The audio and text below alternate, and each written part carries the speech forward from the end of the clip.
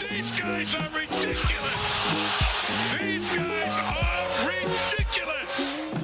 Now, how about them damn Celtics? And we are back with another episode of How About Them Celtics. Sam and I are here recording Wednesday, March 13th for some more Celtics talk. If you want a recap of the Celtics Jazz game, that went up on the channel yesterday as you're listening to this, so you can get our full thoughts on that game there. We'll have a couple videos in the coming days on certain topics, Isaiah Thomas and Grant Williams. Those won't be in this pod because we had an interview that we'll get to briefly. But if you're listening and want to hear our thoughts on the Isaiah Thomas article that came out that Jay King of The Athletic wrote, or Mike Gorman's comments about Grant Williams, those will be videos on Friday and Saturday, respectively. So keep an eye out. They'll be there on the channel. Grant Williams is special.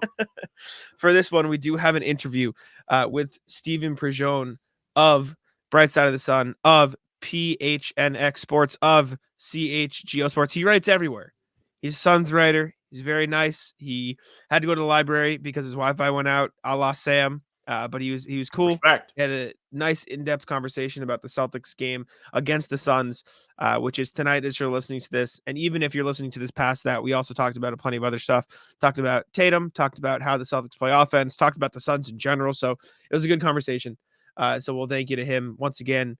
A reminder before we continue, leave a like on the video, subscribe to the channel. We'd appreciate it very much. Subscribe to Steven's channel. That'll be in the description as well. And comment what's popping on the video for a chance to win a $10 Incognito gift card. Didn't have any comments today, so no Incognito winners. However, again, comment what's popping. You'll be entered for a chance to win a $10 Incognito gift card. So we'd appreciate it very much. Like the video, subscribe to the channel. And yeah, let's get to our interview with Stephen. All right, Sam and I are here, joined by Stephen Pridgeon. He's at the library. He made time for us. The Wi-Fi went out. Sam knows that well. Writer for Bright Side of the Sun, PHNX Suns, and for the Mercury, and for CHGO Sky, NBA writer, WNBA writer, legend, again, for doing this at the library for us. How are you doing today, Stephen? Man, all things considered, I made it happen. I'm blessed. I had to come through clutch. So, y'all, hell good. Yeah. We're here. How about y'all? Awesome. How y'all feeling? Good. Right now, pretty good. Before you joined, I did have my little router here turn red, so we could be in for it today. I might have to start going to the library. Hey, you got to have a contingency plan. Just like in the clutch, you can't have one specific set. You got to have multiple. This is amazing to tell our boys that. Yeah, someone needs to tell the Celtics that one. That's what I was going to say. I figured that might resonate with y'all because it definitely does with me too. Well, Suns about to come to Boston for their second matchup with the Celtics in the span of just a few days here. Last time out, Celtics got the best of Phoenix, though Phoenix did keep it relatively interesting, I suppose. I think it was a wire-to-wire second through fourth quarter, but the Suns cut it down to a point where Celtics fans, after their losses to the Cavs and the Nuggets, got a little bit nervous. Kevin Durant was on a burner in that one. Stephen, what'd you see from the Celtics in that game? And at least from our perspective, like, I'm curious if like you, as somebody who covers the Suns, were like, okay, the Suns could actually win this game. Cause I feel like that's what Celtics fans felt during the game. When Phoenix started to mount their comeback, or was, like, from your perspective, was it just, yeah, Boston's outplaying the Suns here? Well, I would say definitely Boston outplayed Phoenix for a great majority of that game. I know the Suns had that third quarter stretch where they started kind of compiling some of those stop score sequences that sometimes evade them when they're not locked in on defense. And they finally saw some of that activity perk up, and they were able to kind of cut the game somewhat close. And then obviously in the fourth quarter, even more so. But just kind of looking at it from the Celtics perspective first, I think the way that they're able to flip matchups with Drew Holiday was something that was like a speed bump to the Suns process, because you got Drew Holiday guarding in the second quarter Drew Eubanks before Yusuf Nurkic came back in. So the primary screener for the Suns being one of those two centers, whoever's on the floor, they're trying not to keep Drew Holiday directly involved in action. So now they got somebody like Bol screening. Bol's not a screener per se, especially if you're not putting two to the ball and he can't play in a short role. So now, there's no advantage conceded. They're keeping their defensive shell intact. And if the ball is sticking in someone's hands, you guys know better than me that the Celtics have almost unarguably the best defense in the league. They're able to contest shots, stay in front of the man, contain the ball. So it was just a lot of chess going back and forth with that, with the Suns trying to figure out how to work their process into the game against the Celtics defense. And I think obviously we saw the Celtics carry away with it, kind of by way of that, but also by them making some timely shots and getting some going back to some actions that they saw early successes with late in the game to stamp things. It is funny you mentioned the Holiday matchup with Eubanks. They've thrown him on big guys a couple times this year, and they did it like right off the jump this year. Like opening night in New York, he's on Randall. Then a week or two later, he's playing Embiid in Philly. Like they use him in that way, and it's such a brilliant thing that Missoula does. And he also is strong enough to guard those guys, even if you try and abuse him. So you can't even do that. He's such a weapon for the Celtics. He was a great get, and he's been money from three. So you really aren't missing anything with Holiday. Yeah, I think automatically back to the game against the Nuggets where they put him on Jokic, and obviously the Nuggets flipped it and tried to go with Jokic on him. And in the fourth quarter, he knocked down a couple big threes. Obviously, they ended up losing that game, but that was at a pivotal moment where it started looking like the Celtics were going to come back and steal that one. If JT knocks down that 3-pointer in the corner, we're talking about a completely different game, and I'm sure you guys are looking at that road trip a lot differently as well. It's true. It is crazy how it comes down to like one shot. I was about to say like Tatum knocks down more than maybe 20% of his shots the last 5 games would be a far different road trip, but he's going through it. People go through slumps. We give him a break. But that Nuggets game was certainly not the best from Jason Tatum. He picked it back up in the Suns game a bit. It did feel a little bit weird because I mean, I think especially in the fourth quarter of that Phoenix game, he didn't have the best like scoring night. He was 11 of 28. He shot the 3-ball well, but like their entire game plan in that fourth quarter against the Suns was like, yeah, just give the ball to Tatum. And it was less like give the ball to Tatum, let him score, and more give the ball to Tatum and let the offense run through that. And I think that goes back to the thing you mentioned that they do well with Drew Holiday, where like they just go to matchup based stuff a lot. So they'll try to get Tatum on a matchup they like, have draw two, and then find the open guy because somebody will get open.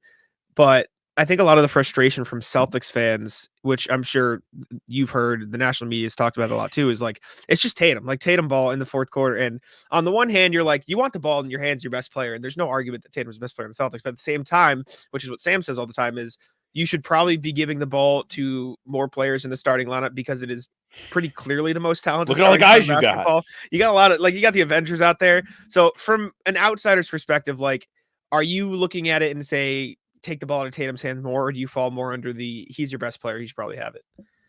Well, and it's funny because I'll be the first to admit I haven't seen every single Celtics game, but I've seen a handful of their games, especially in clutch moments. And from my perspective, especially looking at it through the lens of that game against the Suns, in that fourth quarter stretch, the ball was in Tatum's hands a lot, but sometimes he was just playmaking. And obviously there's a gravity that comes from loading up and help and trying to get into the gaps. And if you're switching, everybody's on high alert in addition to all of that. And the plays I'm thinking about specifically are where I can't remember who else was involved directly in the action with them, but they pitched it to Tatum. They were like in super high horns outside the 3-point line. And they were going into a bit of screening away action. And the Suns were switching that action, especially at that point in the game. And it might have been Jaylen Brown, or it was Jaylen Brown one play. He was able to slip back door underneath the switch because he had the leverage to get underneath. Tatum hit him, and he either got fouled or he got a layup. And then a couple of possessions later, or later on in the fourth quarter, they went back to that same specific set with similar people involved in the action. This time he's able to hit Drew Holiday by leverage on the underneath slip, and now he's able to hit Al Horford in the corner, and that was pretty much the dagger three. And I'm just thinking about those scenarios where the ball's in your best player's hands, but it's not necessarily for him to score. Him being able to score out of that scenario would have been if they defend the initial action well. Now he's able to play in space one-on-one, and both of those driving lanes to his left and his right, because of the movement around it, it's open. So I just kind of look at it from that perspective. I know they don't do that consistently, and there's a lot of dribble, just like with the Suns in that context. But when they do go to kind of set-based actions and they blend that into their process late in games, I mean, it's hard to beat that team, man. You have 5 players that can all dribble, pass, and shoot from all 3 levels of the floor, and you can manipulate space and matchups. They're a mess to deal with, and I think they have to find the right notes to hit and right buttons to push in those moments. But when they do, we see what we've seen lately from them. Imagine if they still had Grant Williams. This is the Holiday finding Al in the corner that I think you're referencing, just to pull it up. Yes. Show what you're talking about. Yes. But yeah, the Celtics, they're tough to guard. and Sam says it more than I do, so I'll let him elaborate. It feels like the most times they lose, or most of the time, excuse me, that they like struggle is because they're beating themselves. Like that's Oh yeah, I mean that's like everybody's biggest thing here, especially this season with them having the team that they have. The only reason they're losing games because they do dumb things. Like if you want to go back, okay, they lost in Cleveland because, well, they gave up a bunch of threes, but also they couldn't put the ball in the basket at the end of the Dean game, which was Wade. very difficult to watch. Dean Uh, Wade the nightmares. the Nuggets game, they made everything harder than themselves. Denver did a great job getting easy looks on their end of the floor, but every shot the Celtics got was tough. And it feels like we were just talking about clutch time. In clutch time, the Celtics are consistently getting shots that you're like, I don't know if I loved that shot. The Denver game was the first time in forever, and it was because it was in transition that they got a look that I was like, good shot. They just missed it. And I feel like I am far less upset when that's the case compared to, oh, wait, Tatum tried to do a fadeaway over Darius Garland. Why did that happen? They only had 5 All-Stars on the floor. I hear you on that. I hear you on that for sure. I do also feel like just in my viewing of Celtics games that they can go more to Brown and Tatum screening for each other in like an empty corner or an empty side, manipulate matchups from there, or have that same type of set they're going to, but just have Derek White, because more often than not, he's going to have the weakest of the 5 defenders on the floor guarding him. You put him in 2-man action with either one of the Jays in the empty corner, they get the switch, or if they don't, obviously he's more than comfortable going downhill and getting into his floaters and his surprisingly efficient and effective finishing package at the basket. And I feel like they just have so many. It's an endless bag of options that they have that they can toggle through. And I feel like they know it, and because they know it, they kind of default to what they're most comfortable which is JT, go get them. Put your cape on, go get them. And I mean, 100%. you can't blame them, but at the same time, you can make your life a lot easier by just blending in just a little bit of different actions in addition to that. I I agree. would love I that. mean, Christmas isn't for a while, but I will be asking.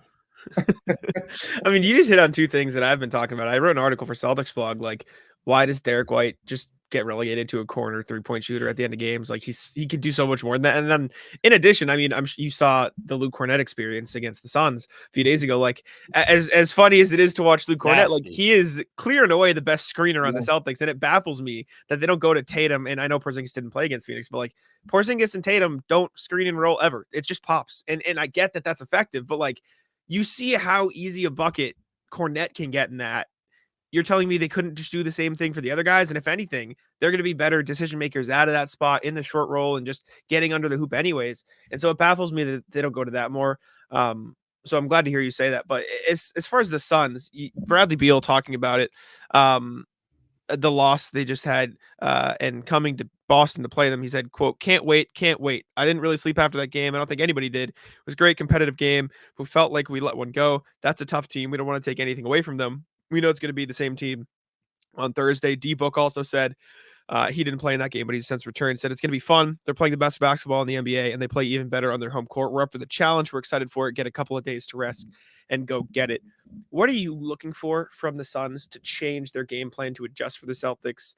And what do you think the Celtics are going to do in turn? Because Joe Mazzulla is big on making adjustments and sort of using this second half of the season as an experiment. What are you expecting that sort of matchup to be between Mazzulla and Vogel, and how those teams will play each other? I think by nature of how close each of these two matchups are going to be for when the first game happened versus when the second game is, which is like in less than a week, I think that's going to lead to a lot of subtle tweaks. It's not going to be obviously playoff level or finals level adjustments and whatnot, but I think we will see subtle tweaks that are going to be friendly to making a very competitive regular season game, especially at this point in the season, being in the latter third of it. But from the Suns' perspective, one thing that I was curious if they would try, which other teams have tried and they didn't do it in the last game, was trying Yusuf Nurkic on Drew Holiday. And then by way of that, especially if I'm not sure about Porzingis' status for tomorrow's game, but having Kevin Durant on Al Horford, if he's in the lineup, or if it's Luke Cornett, who's the main screener. And that's something they did to close the game, well, really the entire second half against Cleveland. And they were down 7 at halftime. by halfway through the third quarter, they were up double digits. And it was the simple tweak there, but it was the attention to detail within their defensive process in addition to the matchup manipulation that they use. So I'm curious if they try that against the Celtics. Obviously, the Cavaliers without Donovan Mitchell and Evan Mobley is a complete different beast than a nearly healthy Celtics team. But it's still something I would like to see them try because I think that's a playoff style adjustment that Frank Vogel has clearly been willing to do. He's done it in multiple moments over the course of the season. I would just like to see it against arguably the best compiled roster, especially in the starting lineup sense, and just kind of seeing how they work their process through that and get those valuable reps and get the film in addition to the reps to kind of gauge what lineups work best in doing so, how effective it is with the starting lineup, and just really how it just looks going against a team like that going forward. I think that's important for them in their process, and they've hit a little bit of a stride since the post-Christmas break stretch. So I would just like to see them kind of try that against arguably the best team in the NBA. Football season may be over, but the action on the floor is heating up. Whether it's a tournament season or the fight for a playoff home court, there's no shortage of high-stakes basketball moments this time of year. Get in on the excitement with Prize Picks, America's #1 fantasy sports app, where you can turn your hoops knowledge into serious cash. Testing my skills on Prize Picks this season is the most exciting way to play daily fantasy sports. If you have the skills, you can turn $10 into $1,000 with just a few taps. Prize Picks is really simple to play, and I can make my picks and submit my entry in less than 60 seconds. Download the app today and use code CLNS for a first deposit match up to $100. Use the code CLNS for the first deposit match up to $100. Pick more, pick less. It's that easy. Yeah, I mean, you mentioned the post-Christmas stretch. Phoenix is a completely different team when they actually have the big three. I know there was a lot made of Beal this summer, and then he showed up and didn't play forever. And he finally debuted, and then they got good. So how much of a difference is that going to make on Thursday, or I guess tonight as people are hearing this? You know, how much of a different beast are the Suns when they have all three of those guys? Well, it all depends on kind of like you all said with the Celtics and closing games. When they decide to play together and when they decide to, execute, it's hard to beat them. And when they're kind of disjointed, even in the slightest bit, they leave the back door open for opponents. It's the same thing with the Suns. It's just a little bit louder because they don't have the success, especially as a group yet, but also as a team that the Celtics have had over the last 5 or 6 years. So it hits a little differently, but it's still fairly similar. When they're clicking, when they're playing to their process and not settling for letting the ball get sticky in the half court and playing isolation basketball, when the ball's popping around and the gravity that those three players have, in addition to Grayson Allen, who's been the best three-point shooter in the league for those that are qualified, and then you have Yusuf Nurkic connecting within all of that, and they're able to keep defenses in rotation, I think that's when they're optimized, getting multiple drives, Bradley Beal getting downhill every single touch, a redrive from Grayson Allen flattens out the defense. Now Devin Booker, Kevin Durant are wide open for threes or to attack closeouts. You get them in isolation, a Kevin Durant mid-post touch or elbow touch or a block touch, and then he gets two to the ball or the defense even shifts. Are they moving around on the second side to leverage that spacing? Or are they all just kind of standing around and watching? Those are those kind of back and forth moments where if it's not sticky in terms of people being static in their movement or the ball being static in its movement, if things are more dynamic, it's hard to beat that team. And that's why I'm really excited to see that Devin Booker came back for the game on Tuesday against Cleveland, because having him back, I think, kind of changes some things for their process. It's going to be fun to kind of see the chess that comes with that, with the Celtics. It sounds like any team I know. For sure. I think any team with like three dominant ball handlers like the Suns have, and I guess like the Celtics have too, is going to be tough to guard because they can drive. My question, I think, that I'm curious about too is, since the break, we've seen this like aggressive version of Jaylen Brown where he's just going through guys' chests. And you saw that in the Suns game. Like Bradley Beal, with all due respect, like he just got bullied down there. What's the Suns' counter to that? Like, do they just have to play him against like Drew Holiday? Like, do they have to stick in the corner? Like, if you were the Suns, how are you looking at this and saying, okay, we got to ensure that Bradley Beal doesn't get bullied? And when the inevitable Boston's going to find the mismatch, bring whoever's guarding Beal to screen for Brown, and then get him on him, like happens. Do you send help? Like, do you trust that Brown is not going to be able to make the pass? Like, how do you account for that? I think for Phoenix, especially looking at Frank Vogel's base defensively that he's established, they want to take away the paint. Now, obviously, in contrast to the Celtics getting up the most three-pointers and knocking down a lot of those on great efficiency on most nights, there's a contrast game within the game just off of philosophies and principles alone. Now, you talking about Jaylen Brown playing in isolation in the mid-post with Bradley Beal, that's in the mid-range. If Jaylen Brown's going to get 40 and most of those are coming off of deuces in isolation, that means the Suns' defense is being kept out of rotation. And I think that kind of plays to their advantage a little bit if they don't have to send two to the ball, which they never did in those scenarios. So obviously it looks away, but I think they'll kind of concede and live with Bradley Beal fighting in the post with Jaylen Brown, or even if it's Jason Tatum, if that's keeping the ball from swinging around to the perimeter and they're getting three-pointers on the backside. The defense is in dismay because of rotations and consistently being in them. I think if they can bet on keeping the defensive shell set, regardless of what context allows that, if they're going to that on volume, the Celtics, they'll kind of live with those results. This is a strange follow-up to that, but, having watched the Denver game last Thursday, do you think it was by design that Jaylen had that many points from Denver's perspective? Do you think their goal was to be like, let him cook and see how they fare?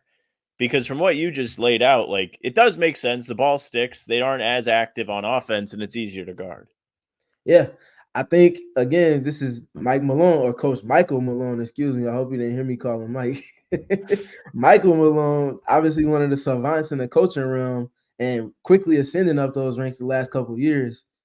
I'm sure in his process with thinking about how effective the Celtics can easily get defenses in rotation and then execute within that advantage, by way of his defensive processing, I'm sure he was probably okay living with Jason Tatum getting those static touches and working in isolation. You're able to load up and help keep the defensive shell intact. You're keeping Nikola Jokic directly out of action, which is also a major plus for them. And, it's just kind of, keeping things more organized on the defensive side when it's isolation. And I think Nekias Duncan mentioned it on the dunker spot earlier this week, where defense is perking up across the league. And something that caught my eye in addition to what he's saying is teams are kind of weeding through, okay, we can't take away everything defensively. Mike Dagnall mentioned that a couple of weeks ago. Can't take away everything. If you do, you're going to stretch yourself thin. Figure out what your strengths are. And if teams are working towards a weakness, if it's just one, cool. If it's not the entire bevy of your weaknesses, you can kind of live with giving away one thing if you're able to take away the other things. And I feel like the back and forth chess within the game is kind of what we saw in that scenario with Michael Malone and the Nuggets in that fourth quarter. Mm-hmm. You mentioned the whole take away certain things, et cetera, et cetera. It kind of falls into like the analytics, the math of basketball. It feels like the Suns have become synonymous with math in the sense of, like, you saw in the playoffs last year, there's this Nuggets game where it was like they shot 70% and they were down at halftime. You felt it a little in the Celtics game where it's like they're shooting really well and KD's making everything like that you didn't miss. And they were still not quite there because it's a lot of middies on a mid-range heavy team because you have probably the three of the best like mid-range shooters in the league. How much of that do you think the Suns can go to versus how much do you think they have to sort of concede and like play by the math? I think that's something they've been working through, especially since around that Christmas, that day after Christmas, just kind of looking at their shot profile, trying to get up more attempts and figuring out, in addition to obviously like a Eric Gordon and a Grayson Allen and now a Royce O'Neal in the mix, those three players taking the catch and shoot opportunities that they're afforded and created, figuring out how the big three can also mix in and chip in there as well. We've been seeing since Bradley Beal came back, I think he's in 6 games now, he's been getting up closer to 5 3-point attempts a game in that stretch. And I think that's important for their process, in addition to Kevin Durant finding a way to get up those attempts and Devin Booker now that he's back in rotation. Because, like you talked about, the math can work against them when you're heavy in the mid-range and you're heavy in 2-point range. You don't want to be too heavy. There's a very delicate balance that you have to have. And with the Suns being able to invert offense the way that they can when they decide to play downhill and then allow for themselves to play inside out from there, you're able to keep defenses in rotations, and those 3-point opportunities are going to be plenty. You just have to decide to take them instead of redriving all the time. And now you're driving back in a help that's already rotated from the drive that came prior to it. and it's kind of like going up against a brick wall in a sense. So they've been kind of working through their process in terms of getting up more of those attempts from deep.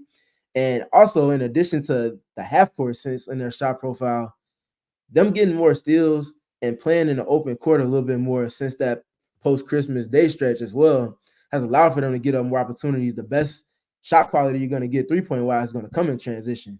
Obviously, a lot of the old heads want to speak to how you should be going to the basket. Like, yes, but at the same time, you also, like you said, Jack, have to play the math game. And they have three players in Devin Booker, Grayson Allen, and Kevin Durant that are three of the best in transition in the league. And when they're able to get stops and play in transition a little bit more, open up the floor, that's when they're able to kind of open up that shot profile as well. It's funny hearing that perspective because on our end, it's the complete opposite. It's they shoot too many threes, and like our comment section will be upset. I mean, I'll be upset after a lot of That's games. you. I don't want to be especially with lumped Tatum. into the too many threes. No, crowd. I said me. I said yeah, me. okay. Yeah, You yeah, said me. all right. I just need to clarify this. Sometimes, I see Tatum set his feet, and my head drops, and I'm so disappointed to see him take another three. When you said Beal only takes 5 or is trying to take 5 threes, I'm like, oh, imagine if Tatum only took 5 threes. How great that would be. It would be the greatest day ever. Even though the numbers are really weird, where like if Tatum takes less threes, it's actually worse off for the Celtics. Like we went back and looked, and even when he's shooting like 1 of 10, it doesn't matter. So the math does check out in that sense, but it's just funny that the Suns are on the complete opposite end of the spectrum where they're like, actually, please take more threes. And a lot of the Celtics fan base is like, I've seen enough threes. Get inside, like old head basketball. Get to the rim. You know, I think it would be more advantageous to have it the Celtics way versus the way other teams do, like the Suns, because I feel like you can always decide to just put your head down and drive to the basket. I think that's a lot easier to just flip the switch and decide to do versus trying to strategically and not just jack them up, but strategically generate more three-pointers within your offensive process and catering to the skill sets of the players you have on your roster. I think that's a lot more complex than having it the way the Celtics do. And I think naturally the way the playoffs are going to be set up, teams are going to run the Celtics off the three-point line, and guess what? Now you're going to be playing a lot more downhill. Those numbers, that 40 or 41, 42 three-pointers a game is going to kind of dwindle a little bit more down to 38, 37, playing in the half court more. And now you're going to kind of be in that sweet spot that you want to be in. Not too many threes, but also not working too much downhill and vice versa. So it'll work out. The math will work out in the Celtics favor for sure. 100%. I also think the point of like Tatum taking fewer threes equals more wins. Like when Tatum takes 10 or more, they have lost 2 games this season. They're 19-2. So like pretty good. And when he takes 5 or fewer, they are, let me just do the math. 1, 2, 3, 4, 5, 6, 7, 8, 9. I think they're 4 and 5, which is like significant when you've only lost a certain amount of games. And I think part of that is like you look at the teams he's played when he's taken few threes: OKC, Denver, Clippers, Magic, and then I mean the Milwaukee game where they got blown out. He only took 1, but he played 15 minutes. So I guess you can scrap that. But like those 4 games, Tatum saw a ton of pressure. Like Denver just blitzed him. They took him off the 3-point line. OKC was super physical with him. Orlando made it tough for him, in general because they were super physical. So I think teams are trying to take away Tatum's ability to be a playmaker from the top of the key, and that in turn takes away his threes because he ends up having to drive to get past the defenders, and then he's just seeing a bunch of bodies. And so I don't think it's necessarily directly Tatum takes more threes regardless of the percentage they win. I think it's just how the defense plays them. And I think that's specifically in the Denver game what you saw. And I think that's been a good way for teams to counteract his ability to control a game. But so I don't know. Speaking of Tatum, I wanted to ask you this as somebody who is not a green glasses person, as we try. Or a doomer like me. Yeah, or a doomer. So there was this whole narrative for like 3 weeks. It was like Tatum's MVP. It's just like best team, best player, whatever, right? And I was like, well, it makes sense he's in a conversation. He might be 3. And Sam was like, this is stupid. Stop. So, like, in your mind, did he ever even have a chance? Did you think the whole thing was stupid? Did it seem like a Boston media push to get him in the thing? Like, what was that like for somebody who's not in the market, I guess? Well, I'll preface by saying that Boston media push is insane. Like that is that is a different level of power and influence coming from that northeastern region of this country of ours. I guess you know from the Mikal Bridges Depoy campaign where Marcus Smart won it, huh? That between that, the Derek White All-Star starter push, like all of that, it's strong. It's strong. And I will say I did feel like Marcus Smart was the defensive player of the year that season. Respect. Same way we're seeing with Drew Holiday, same way that he was being used at that in that era, in that rendition of the Celtics, and there was just a wrecking ball on defense. I think the only reason he got shipped out was obviously because of offense, and if you can get Porzingis at his peak and add that to everything you already have, and then ultimately now we see as the dust settled with that, you get Drew Holiday, you're right where you want to be, and you might have potentially even upgraded at the point guard position. So just kind of looking at it in a revisionist way, I think they certainly won in making those moves. But yeah, I think Jason Tatum did have a realistic shot at being MVP. Obviously, when the Celtics are knocking down records and playing at the rate that they were playing at, and he's the driving force, pretty much spearheading a lot of that. Obviously, Jaylen Brown has a lot to say in that too. But Jason Tatum was a franchise player, best player by all things considered, on the best team when they were the best, with the best record in the league and all of that stuff. Naturally, that's going to put you in those conversations. And he's also one of the younger players that's expected to kind of take the throne, per se, from the LeBron James, Kevin Durant, Steph Curry rendition of the league, transitioning forward. I'm sure y'all seen a lot of the discourse, and though it's somewhat unhealthy and it takes away the greatness of the other players by diminishing to uplift another, I do think there's merit to Jason Tatum having some say-so in that. But I do feel like Nikola Jokic, and especially even more so SGA, have a lot of claim to stake within that as well. And I think it's just making for another historic type of season we're seeing with multiple MVP options to kind of consider at this point in the season. Yeah, for me, for a while, it was SGA as the rival to Jokic. Mm-hmm. That all changed yesterday. I have it on our sheet, our show sheet here, but I'll bring it up now. So OKC got smoked last night by the Pacers, and he's fouling down double digits with 12 seconds so he can go get 30 points. Out. He one game. It's like last year when I said Embiid wasn't the MVP after ducking Jokic. So it means a lot. I'm out. All the way out. Can't have that. Stat pad. How can I trust any of the other stat lines now that I see this?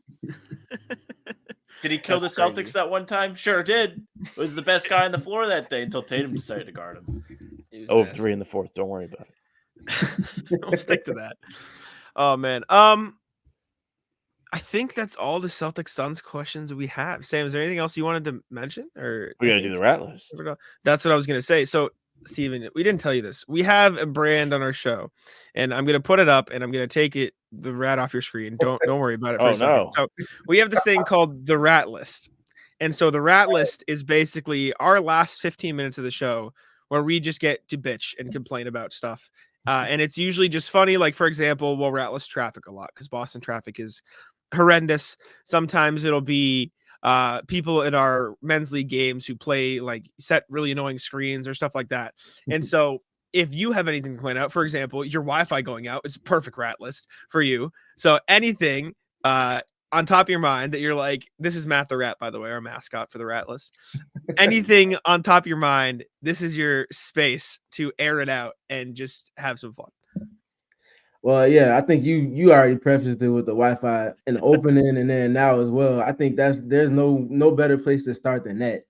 Kind of looking past that specific little adversity I had this morning, I'm looking directly at the Suns and that sticky possessions. Those are the most annoying because they'll generate an advantage and then allow the defense to reset. And now you bled away 15, 16, 17, 18 seconds on the shot clock. Now you have to work within the last 5 to 6 seconds, get up a low shot quality attempt. You have tough shot makers. You're able to bail yourself out. But wouldn't it be nice to not have to put your cape on all the time?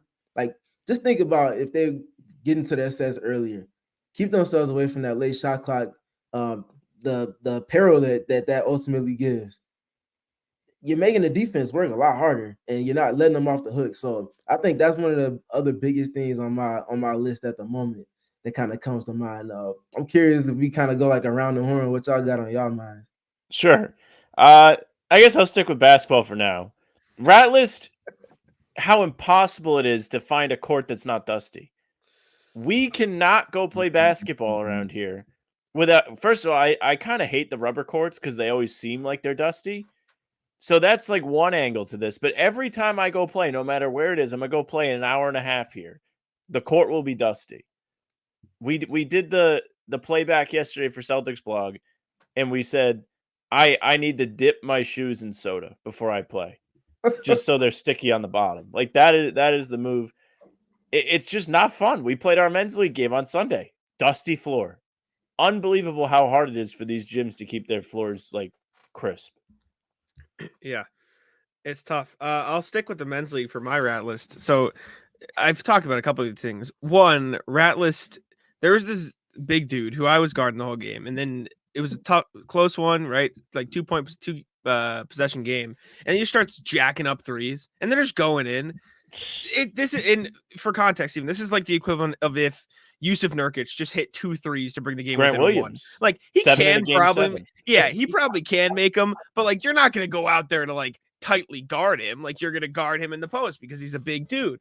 And so he's just draining those. Luckily we won, and I still contend this is ratless, not for us because it benefited us, but this is a ratless thing. So in our men's league, they adopt the NCAA rule where it is 2 free throws per tech. And the other team didn't know this. And so they complain about a call. They get 1 tech. And then the guy follows it up with, you clearly don't know the rules either, ref. And so we give him another tech. And then we get 4 free throws, which again, we'll take it. We'll take it. Right. We got 4 free throws. Our guy Tyler made 3 of them. And then we won the game by 3. And so or maybe 2, but we won on that. And they were very mad. And I agree that it's kind of a crap rule, but it worked for us. But it was like, he got the 2 techs and was like, whatever. And then the ref goes 4 free throws. And they're like, what do you mean 4 free throws? It was quite the ensemble of chaos. And you know what? That actually just sparked the thought immediately once you brought the context to it. So I played flag football as well as basketball. We just won our opening week game this past Sunday, right?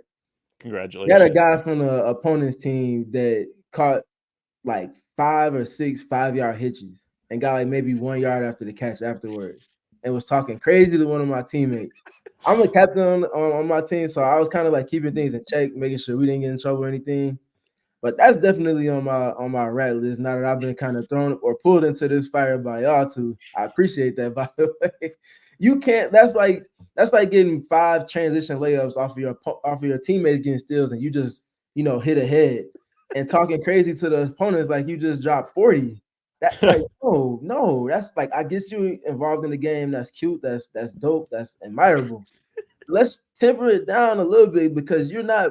We're conceding this to you. You're not going and dictating to us. So that's another thing that definitely just sparked in my mind after Jack got done speaking to the Clearly can't guard him. situation. That's why. I mean, I wouldn't want to be covering him on the 5-yard dump off routes either. I'll rat list the wind. So I'm a runner, and yesterday I went running. Lovely day. Finally, 57 degrees here. I know that's probably a joke to you being out in the desert, but it was fantastic. Like, great day. Couldn't get away from the wind. No matter which way I do like a circuit route. So I'm going in all directions. Wind in my face no matter what. Took away from the warmth. It was like it was back in February, mid-February. Horrible. I hate the wind. It's my least favorite of the elements. Maybe snow. I'll add some context for you real quick. So to stay in shape, I also run too. I usually like to try to run on a track, but the fact that I'm actually in Chicago and yeah, so all of December, pretty much up until past Christmas, it was like 40 degrees, 35 degrees, more than comfortable to go outside and run. Not a lick of snow. There was like maybe a 4-week stretch where we actually had winter and there was snow and ice, right? It was December this whole time. Like, where's this pocket of winter coming from that wasn't here prior that just wants to come here now? So now you got to break your rhythm. You literally can't go run outside at all. And then I'm trying to get ready for the season and restart. We get like a couple of days where there's no ice, no snow, cool. Does it again. It's like back to square one again. And then it's been decent since about like mid-January. But it's like, what's going on with the weather, man? You guys in the Northeast, I'm in the Midwest. You just can't win with it. It's awful. We had like the same thing where it wasn't that bad, and then January, February just came in and bodied us. It was awful. Jack, do you have any more? I have one more. You can wrap it up if you've got something. I don't have All anything right. else at the moment. So let me preface this as I don't have a problem with going to this thing that I'm going to complain about. Rat list is girlfriend activities. So the lady for the second consecutive year has hit me with her med school prom is in mid-May. Now you understand this because that's playoff time. And the problem with playoff time is you don't know when the games are going to be. So as of now, March 13th, I have plenty of hope that, hey, maybe the Celtics won't play on May 10th. Maybe they'll play on May 9th, and I will get no conflict. I have had this happen to me now twice. Once years ago, missed game 3 of the Bucks series in 2019. Last year, med school prom maybe missed game 3 of the Sixers series.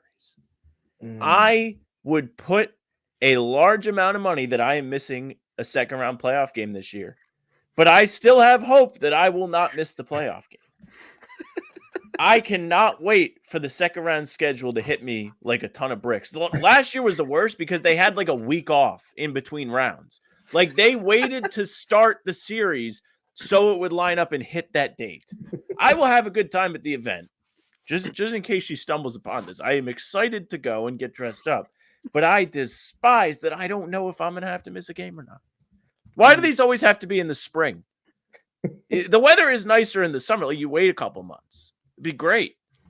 It's so tough. That's brutal. Oh, man. Steven, any other rat lists? Any other things you want to air out before we get out of here? I got nothing. I cleaned my slate. I'm good. Phenomenal. All right. In that case, we'll let you get out of the library, and we do appreciate you going to the library for this. Anti-rat list to the library. Shout out the library. Before we let you go, again, Stephen Pridgeon, or did I say it? I said it wrong. Did I say it right? You got it. I had a panic attack because I thought I forgot. Would you let the people listening know where to find you on all the platforms? Your writing, podcasting, anything like that, Twitter as well. Yeah, I got a nice little rap sheet that I'm working through as far as, putting out content. Like mentioned in the opening, my Bright Side of the Sun. I'm writing on a gamely basis and in between days on games, diving into X's and O's, trends, all of that fun stuff. On YouTube, you can find me on YouTube at my first name, last name, Stephen Pridgeon, and then add my hyphenated last name, Garner, to that as well. And then the number 3. On YouTube, I'm doing film sessions, diving into the weeds on things, looking at adjustments, looking at previews for matchups. I have something coming on for the matchup for the Suns with the Celtics before tomorrow's game or today's game when you guys are listening. PHNX, I'm doing podcasts on a every other week basis at the moment. I'll be on the upcoming episode this upcoming Friday following the Celtics game. CSGO Sky, I'm doing Sky podcasts on an every other week basis up until the season starts, as well as writing on allchgo.com. So you can find me at all of those different outlets, as well as on Twitter at StayTrueS.3. Always watching league-wide games. So if you're willing to talk basketball from an unbiased perspective, I'm always with it, as long as it's unbiased again. So clean up these Discord spaces of ours, because we definitely need it. Amazing. Sorry, I thought I was listening to Sam's joke and I was checking something. Thank you, Stephen, for joining us again. We appreciate it very much. Yes. Thank y'all. Talk to y'all soon. Yes, sir. Okay, thank you again to Stephen for chatting with us. We did our rat list there, and that was all the rat list we had today. We're recording this literally right after, so that'll be the rat list for the podcast, for those wondering. But we didn't do the email, so we can get to the email here again. Pull it up. Know what's popping today. No one commented. So if you want to win a $10 Incognito gift card, make sure to comment what's popping on this podcast for a chance to win. But let's go to the email, see what y'all had to say. You can email us at hbtcpod@gmail.com. We read these on every podcast 3 times a week. RJ says, what's popping? Late night vocabulary. Evening, guys. Well, very early AM for y'all as I type this. Nice one in Portland tonight. Nothing flashy in terms of blowing the doors off the Blazers, but the Celtics only let the Blazers as close as 9 points for all of 16 seconds in the second half. Coach Mazzulla's presser added a new word to our vocabulary, levels. As in breaking down the layers of the defense, not sure if it will make its way into the Coach Joe drinking game alongside of mindset and intentionality, but I think it has a chance. Well, Portland P, was the big story. It was nice to see Peyton, Hauser, and Cornette play with confidence together. They accounted for 39 points between them, along with 15 rebounds and 10 assists. Quite a step forward from the first 3 games of the season. It was nice to see Brissett, Kida, and even J.D. Davison get court time too. Celtics' magic number to clinch the East is 10 or 9 if they take down the Bucks in 9 days. While it's unlikely the wins and losses shake out correctly, the Bucks-Celtics game is the first opportunity for the clincher to take place. We'll see. Be well, RJ. Little nice, fun storyline to keep your eyes on. I'm in. Celtics need to keep winning. Absolutely. W the levels. I love the breaking it down. Thank you, RJ, for the email. RJ again. What's popping? Counting down the playoff spots. Morning, fellas. Hope you all got from some sleep after the Portland game. Now that the C's have hit 50 wins for the season, I recommend to the fandom looking at the upcoming games kind of like one of those advent calendars where each day reveals a new prize. I like that. Today's is the Bulls cannot finish ahead of us in the standings. Okay, not a chocolate truffle, but still a good thing. Other things we'll get to see from here to the end of the regular season is playing time for the stay ready guys, from Brissy to Svi to Jordan Walsh to the two-way lobster lads. Looking forward to see how these players have improved their game over the course of the season, and also seeing more of Xavier Tillman and Jaden Springer. Basically, Celtics fans and Celtics Twitter need to take a deep breath and, I don't know, enjoy the ride. Be well, RJ. See, the ride's only fun if you win. If there is no landing the plane, can the flight really be fun? Can you really enjoy the flight? You have to make sure you get to the destination. I understand it's March and there's not a whole lot to look at right now. But I think with the Celtics, we have passed the enjoy the ride stage of this team. Like, okay, we all need to see a championship. Weird, angry take, but yeah, that's where it's at right now. Your team is far better than everybody else's, except for probably Denver. You should win. This is the year. You put all your eggs in this basket. Win. Sam said, fuck enjoying the ride. It doesn't matter. Well, it's tough to enjoy it because, like, it's at a point where the expectation is the absolute limit. I just think it's funny that RJ's whole point was enjoy the ride, and you said, yeah, but fuck you. That's not the point. Well, never fuck RJ. RJ is the GOAT, but you just shit all over the point. You're like, yeah, it's not even meant to be an attack on people that are trying to enjoy it. Because you go ahead, you enjoy it, but from a me perspective, it's just like it's win or bust, and it's nerve wracking. You heard it here first. Sam hates watching Celtics games. All right, next email, Matt Henderson on TV timeouts. I never really knew about TV timeouts. Here's a great video explaining TV timeouts need to be taken. I think it's just below the 7-minute mark and just below the 3-minute mark by each team, unless the teams decide to use 2 timeouts within that range, in which case the other team is off the hook for using them. The whole video is great, but there is an explanation part from the 27-second to the 4:35. Yeah, Joe talks about this a lot when he's talking about, like, oh, why'd you call a timeout here? What about this? And he's like, some of those are TV timeouts. Like, I asked him once about him calling a timeout after the Spurs. I remember the Spurs game, like, Spurs got out in transition. He called a quick timeout, and he's like, that was a TV timeout. And so there is a context to, like, sometimes players, they have to, like, or the coaches, have to call these timeouts. Like, there's, like, mandatory timeouts. Which is kind of bizarre, but it's not, because there's advertisers involved in this. But it is a little like, hey, coach, Adam Silver says you have to call timeouts here, and you only get so many. A little bit bizarre. Mm-hmm. That's why they switch off, I think. Like, one team will use it, then the other team will use it, et cetera, et cetera. But how do you think they decide that? I'm sure the video says it. I have no idea. Yeah. We don't have to watch it. No, we can watch it another time. But thank you, Matt. Next email, RJ, what's poppin'? Celtics are finding that gear. Evening, guys. It was fun to hang out with you in the Jazz playback. Shout out, RJ. I would agree. Best thing about this game is that no one on the Celtics felt like they were ball dominant. Tatum got 25 shots, but they came in the flow of things, while White, Hauser, Holiday, and Pritchard each got double-digit attempts. More to love was the center tandem of Cornette and Tillman. Xavier had a game like Luke. He didn't do anything flashy. He just did the right things for his role. The two of them combines for 19, 17, and 7. Stat line with a block and a steal. In the fourth quarter, I especially loved having Pritchard, White, Hauser, and Tillman on the floor together. They had a flow on offense that was fun to watch, and their defensive intensity looked good for taking on smaller lineups. To start the quarter, they had Luke Cornette as the 5th player who got subbed out for Drew Holiday. Those squads with no JT on the floor went on a 15-2 run to take the lead up to 20 points. This team is legitimately good and deep. It doesn't matter who the national media or Celtics Twitter settles on as the hot team this week. The team to beat is Boston. Be well, RJ. Love it. This is what I mean, though. The Celtics are the team to beat. Yes. That's it. Yeah. It's sad. This is the stage of the year it has become. But I'm starting to think about it a little bit. I'm like, oh boy, we have a long April and May ahead of us as we hope they climb to the finals. Because I'm gonna try to dive in and pick out, I think, the point RJ was trying to make with the email. I do think it's fun to see the non-Tatum lineups play well. I think it's fun to see the non-Jays agree. lineups play well. I think the ball movement from that group, especially, we talked about it during the playback with Pritchard, D. White, Holiday, Hauser, and Tillman or Cornette instead of Drew Holiday, like you mentioned, was good. They kind of zipped it around. And when there is no go-to isolation scorer on the floor, you kind of see things open up for the Celtics in that sense. And I think that's something the Celtics should adopt regardless of who's on the floor. So it was good to see in that Jazz game. No, I agree with this completely. I think this is a fun team to root for. Like, make no mistake, I like the personnel they have. I think a lot of these guys play well together. I think the brand of basketball is pretty fun to watch. But at the end of the day, it is a little scary. Just enjoy it, man. Just enjoy it until you can't. Don't tell me what to do. Okay. Next, RJ again. What's poppin'? Sandwich recollections. Okay. This is the email I yes. need. Evening, gents. Your recent March Madness post on greatest sandwiches got me thinking of some of my favorite handheld foods. So here's a little bit of my recollections in short, sort of chronological order.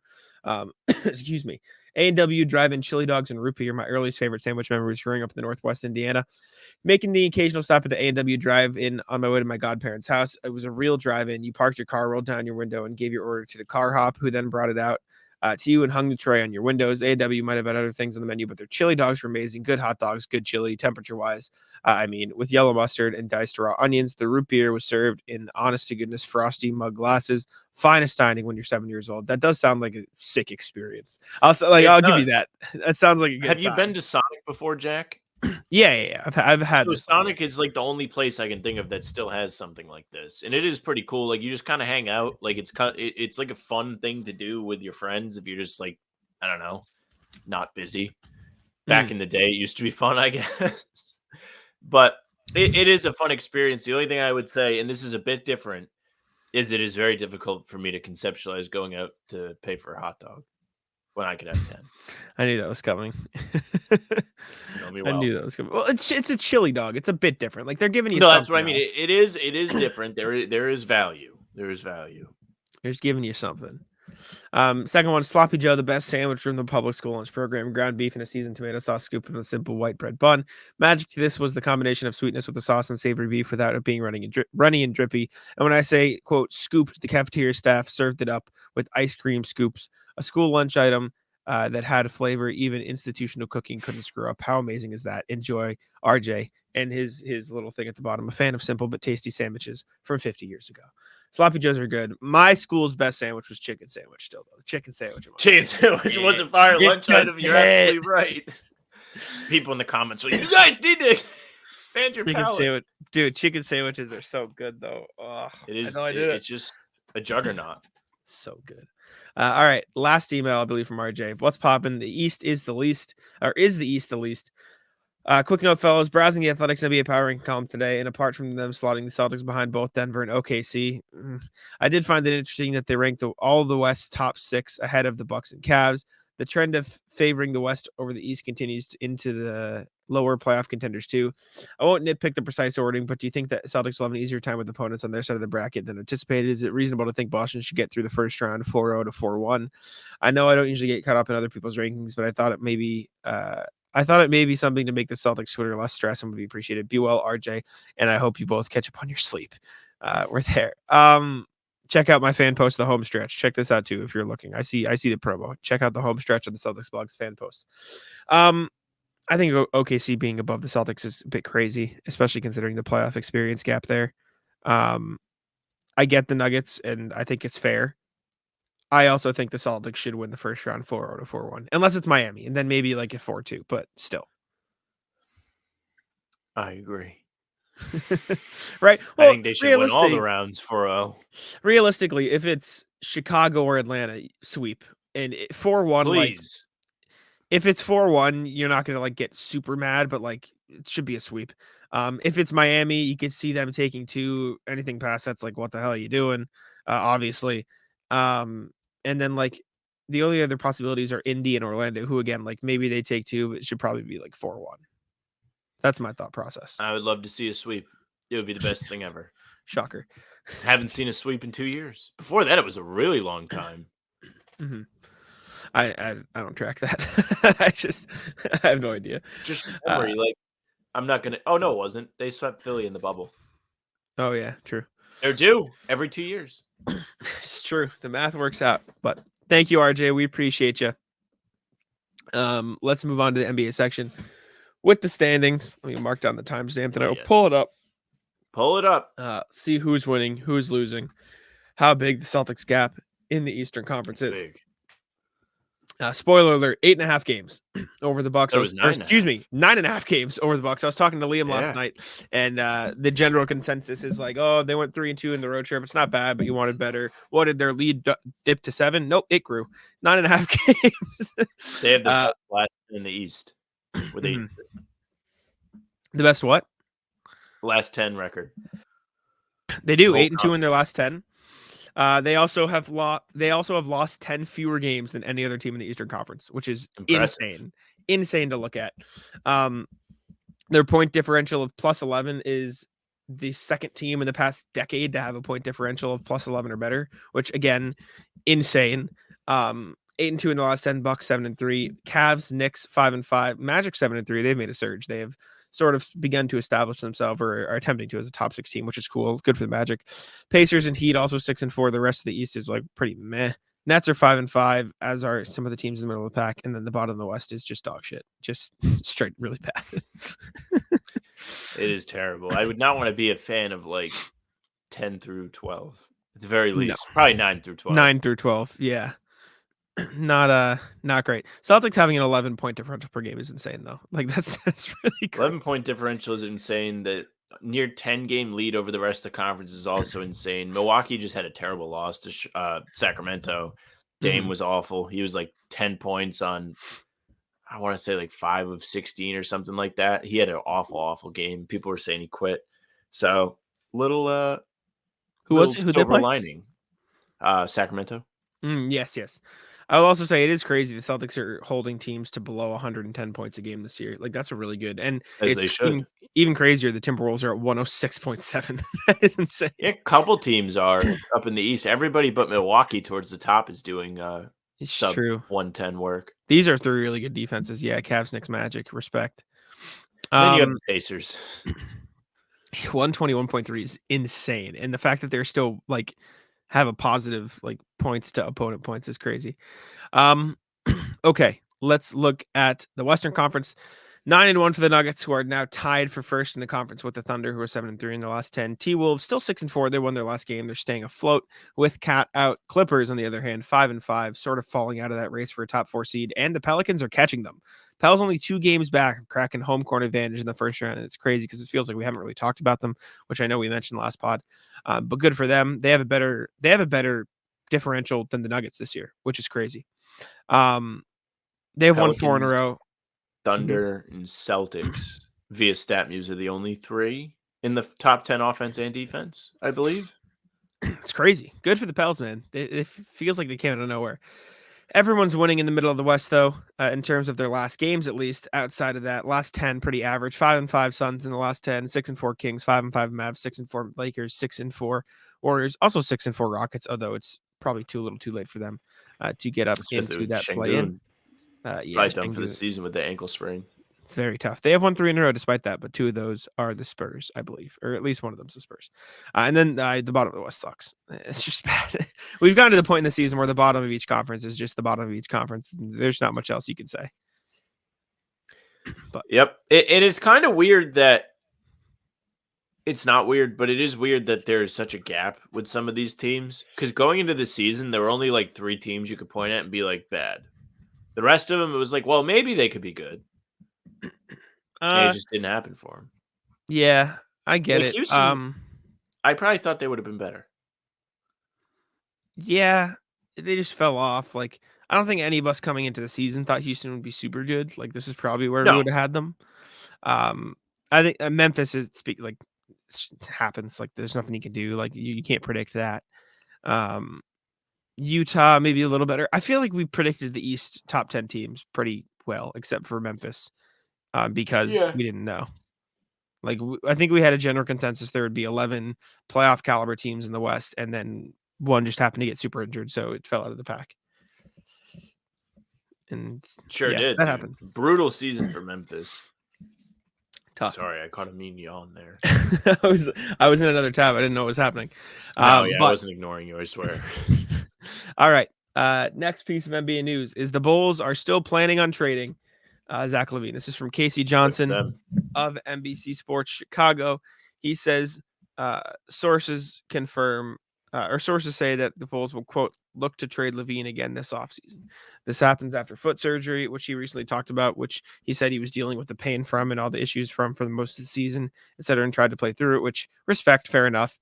And it probably did affect his play in general. Like if you're dealing with a foot thing, it's probably not going to be very fun to play basketball.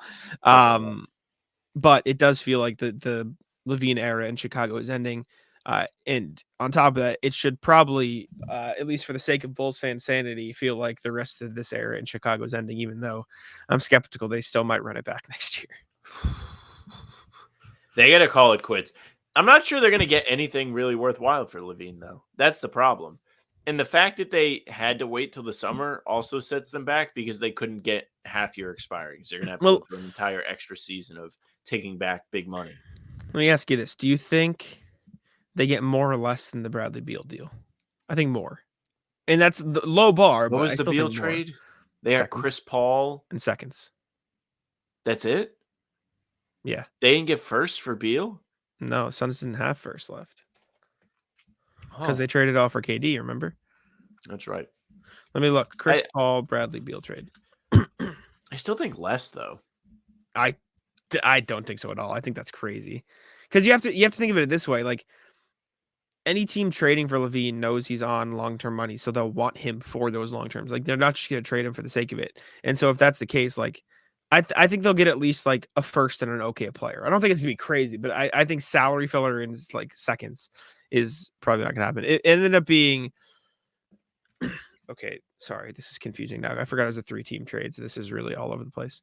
They got swaps. I lied. They got first round swaps. They got swaps. Okay. So it was Beal, Goodwin, and Todd. Wizards got Chris Paul, Shamet.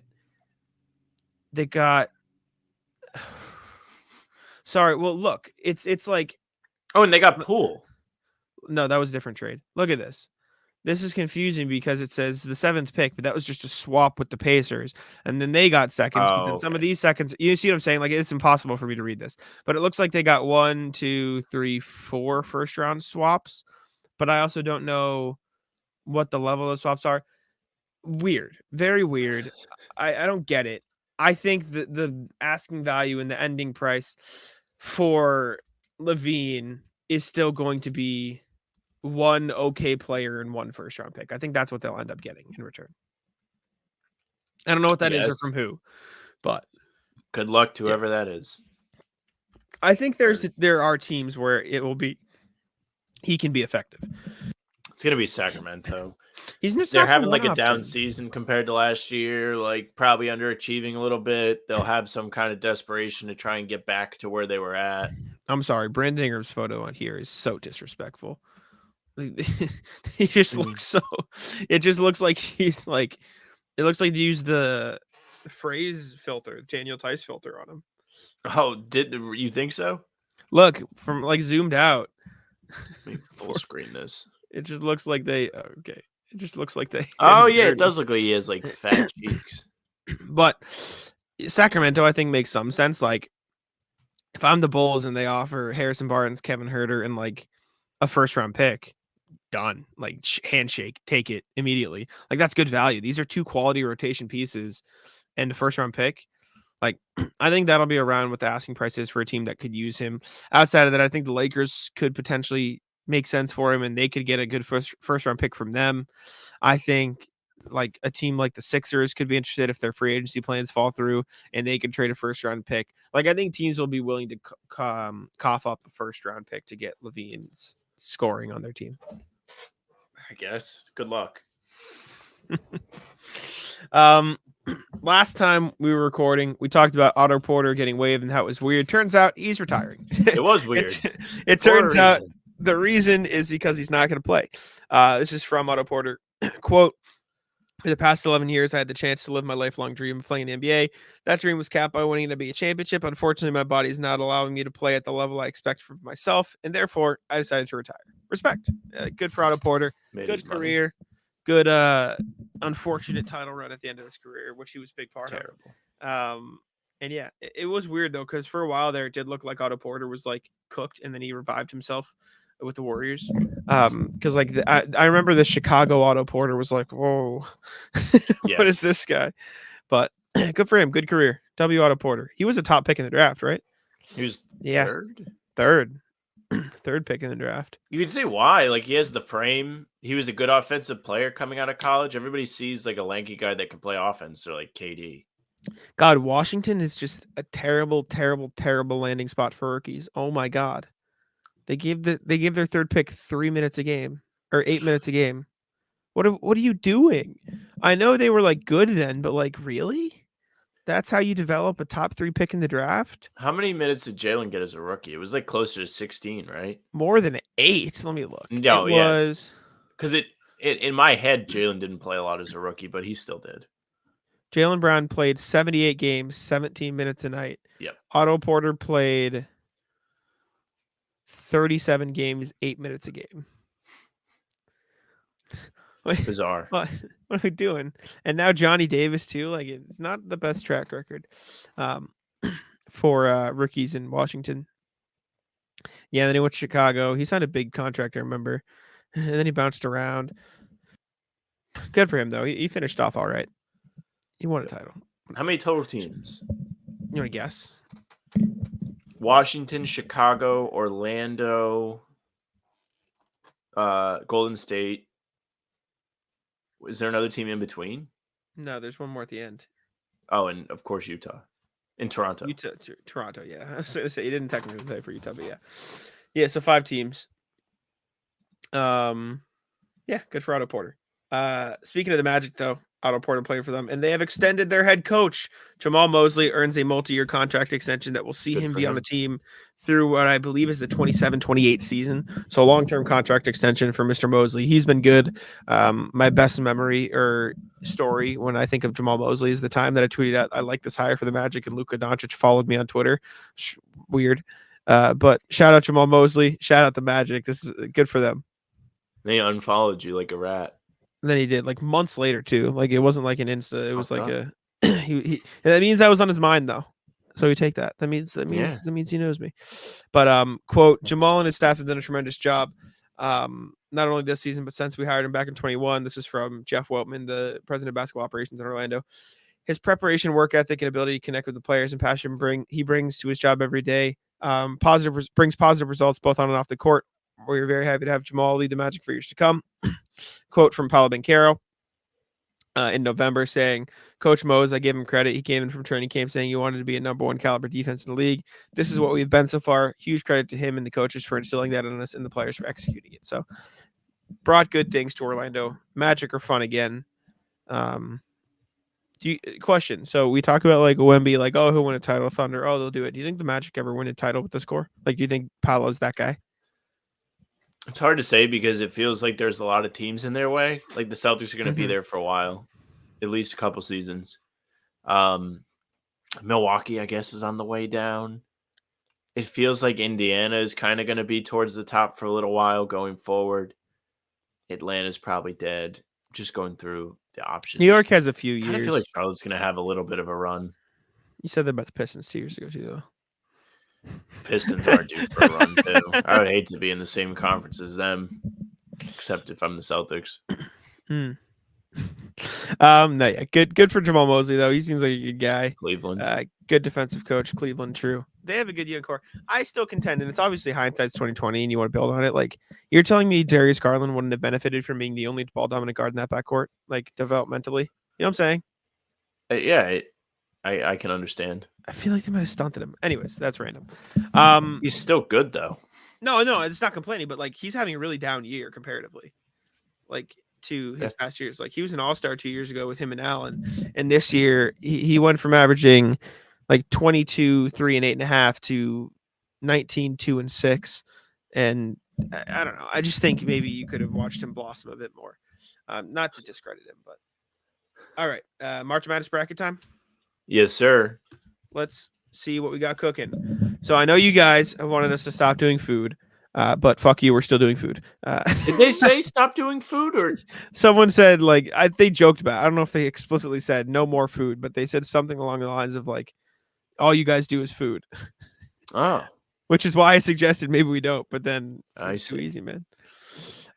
Food is just okay. like something that everybody will have an opinion on. I agree. That's why it's a good one to do. I'm not complaining. I like food. You're not going to see me sit here and say I don't want to do a food bracket. And I did just eat before this, so I'm not going to complain about being hungry either. So it's good. All right, we got cakes. You want me to shuffle seating at all, or do you want to rock with what they got? Yeah, just shuffle it.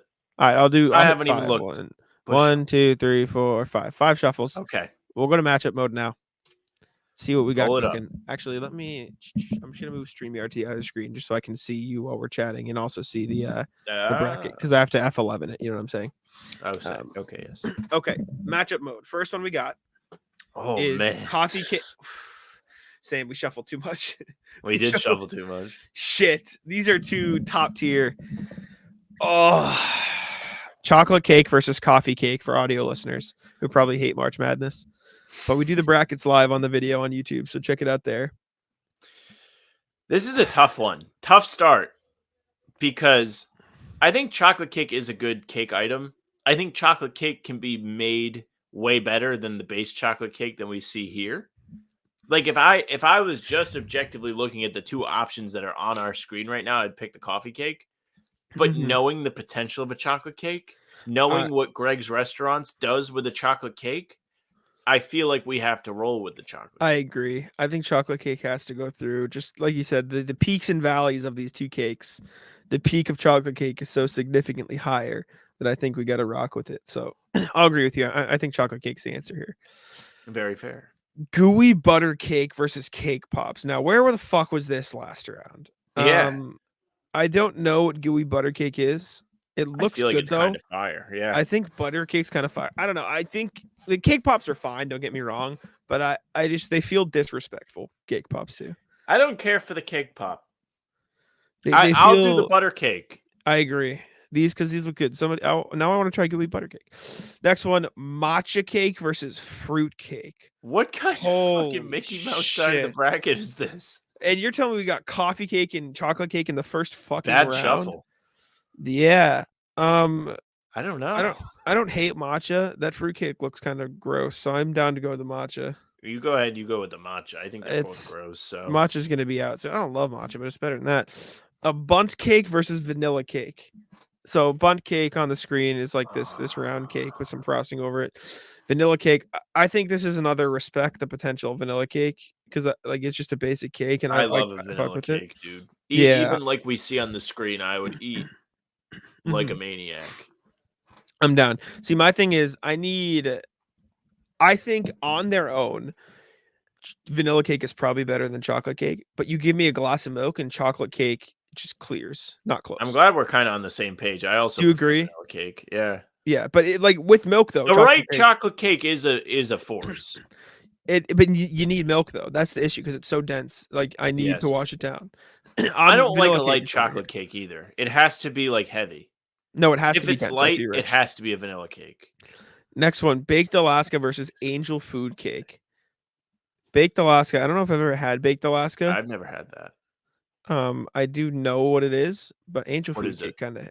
It's like a 3-tier cake, as you see there, with like multiple layers of different kinds of cakes inside, with like meringue on the top, just like that vanilla meringue. Like I see. It's not like a key lime pie or anything, but like I don't even know how to explain the exact texture. Like there's a word for it, but you know what I'm saying. It's like a whipped cream type feel. Yeah, like burnt and like not burnt, but like kick. I think Angel Food Cakes win though. Angel Food Cake wins though. Angel Food Cake is good. All right. Next one. What the fuck? How is cornbread cake? Cornbread versus Maxwell. Cornbread versus funnel cake. Funnel cake is fire. I love cornbread though. I'm a fucking huge fan of cornbread. But it's How not mad cake. would you be if you were at your birthday party and they trotted out a fucking thing of cornbread with candles? Well, the problem is funnel cake's not fucking cake either. Like neither of these are cake.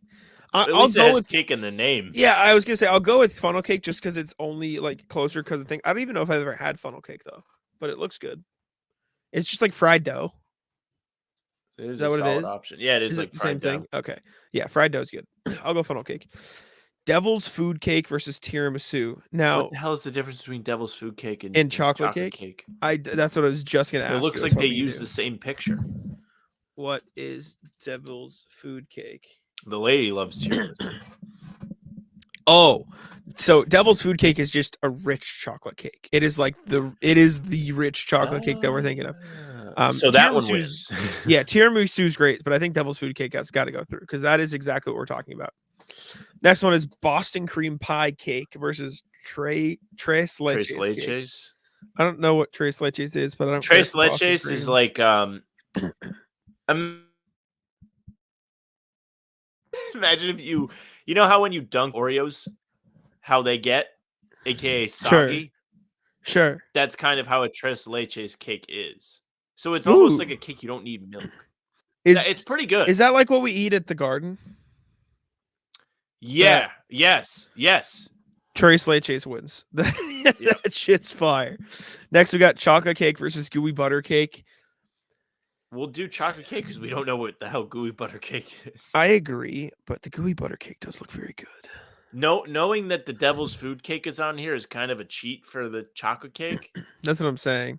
because that is the Matcha superior cake. vanilla cake. Bodies matcha cake. Matcha cake versus vanilla cake. Vanilla cake wins. Next, we got angel food cake versus funnel cake.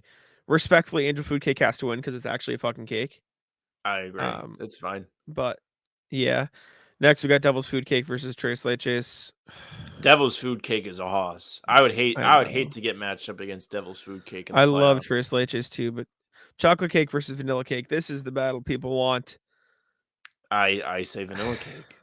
I think it's chocolate, but I'm not strong enough to fight you on it because I like both. No, So I'll go with vanilla. I like a vanilla cake. I don't really care for chocolate cake unless it's devil's food cake. Sure. Okay, but then angel food cake versus devil's food cake, and then devil's food cake versus vanilla cake. I'm sorry, devil's food cake is cooking vanilla cake. It has to. No, I agree. Yeah. I'm just thinking about the death by chocolate cake with like all the rich chocolate. Like I'll put that in that category. What the hell was Black Forest cake? That was excellent. Black Forest cake versus coconut cake. This is a Let me take a matchup. look. This is a matchup. Black Forest cake is Black Forest Gâteau, also called Black Forest cake, is a German chocolate and cream cake with a rich cherry filling. Oh, I don't care for the cherry. Don't care for it. I like it. Cherry. I like it, but I also like coconut. So if you're not a cherry fan, I'm down with coconut. This is a drop step dunk for coconut cake. That's fine. I love coconut cake. Powers its way. Chiffon cake versus ice cream cake. Chiffon cake looks like just the blandest, like meh cake ever. I bet it's like cinnamon. Let me Google. I think you're probably right. I do love an ice cream cake.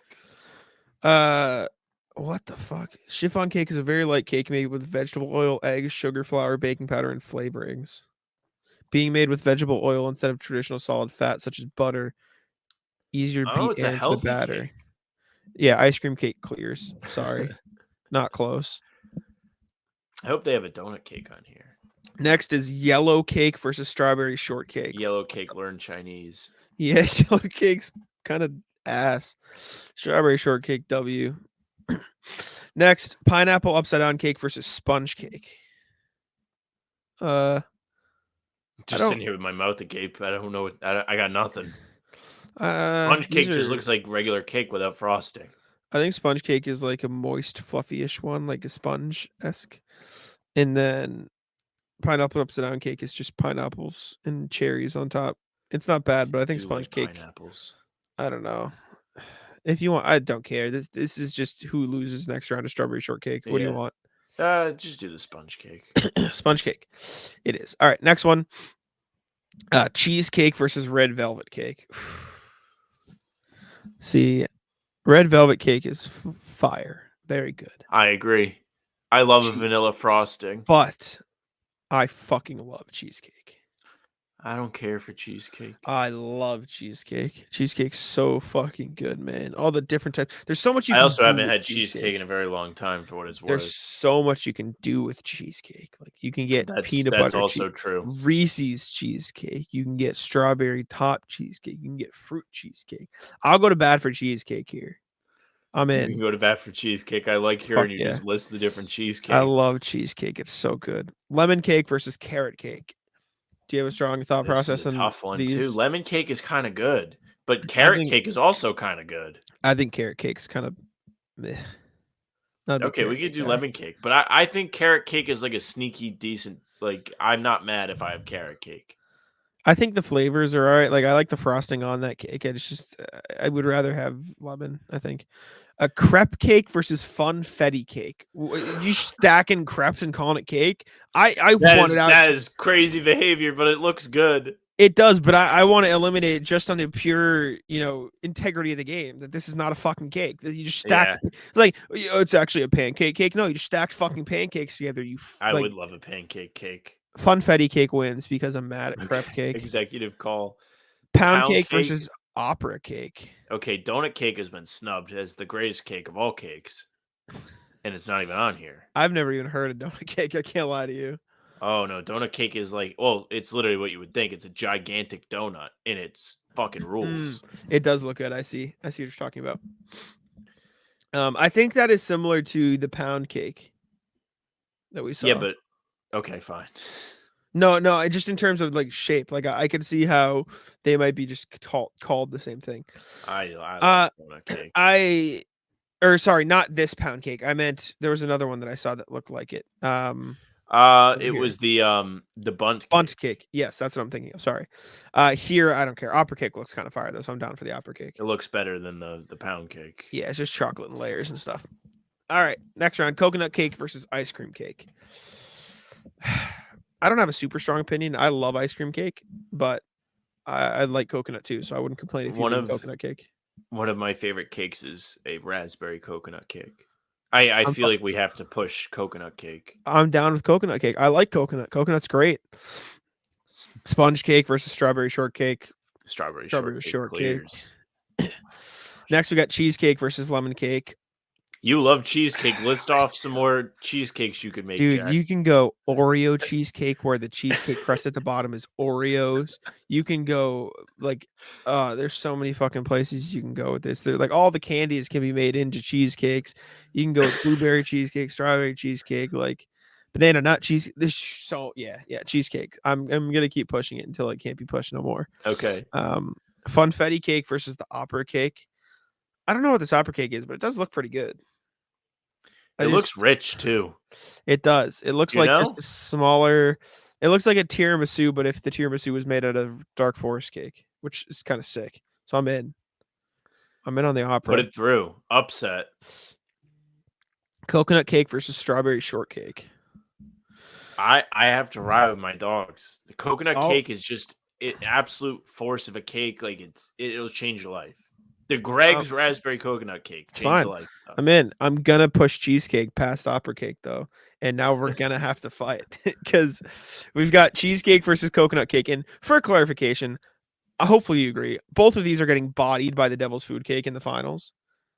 Yeah, I think so. But I think the variation you can do with a cheesecake probably makes it more valuable. Yeah. But I also just think about like how heavy a cheesecake is. It's the only kind of chocolate cake I would want to eat is heavy. But that's why you only have that like little slice of it. You don't need a lot of cheesecake to be satisfied. Yeah, but then you can't enjoy it as much.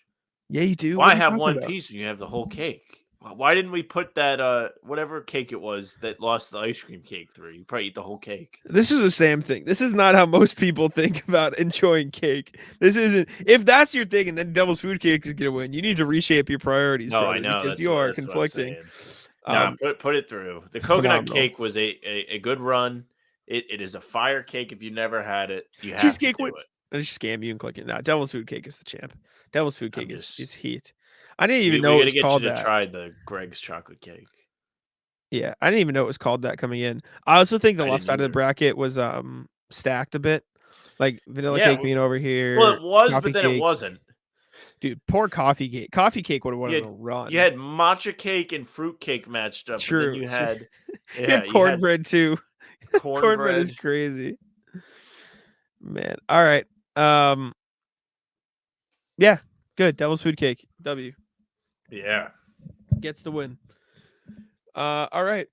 That's all I got. You got anything else? We did the rat list with Steven. Did the Earlier, rat so- list, did the bracket. Game later today. We'll be here. Yes, true. Game tonight. Celtics take on the Suns. I'll be back at the Garden for that one. So Have make you sure missed to it? tune in. Oh, no. Oops. What did you say? Have you missed the Garden?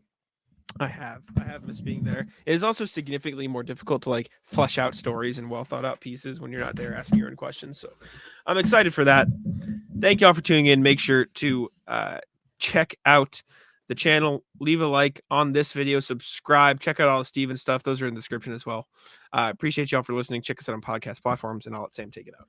Yeah, thank you very much for listening or watching. If you're watching, subscribe to the YouTube channel, hit the notification bell so you don't miss any of our daily uploads. We're coming at you with these pods Tuesday, Thursday, Sunday. Talking C's is live Monday and Wednesday at 11 a.m. It's 10 a.m. on Fridays. You don't want to miss any of it. Bobby is a joy to do a show with, and also beating trivia.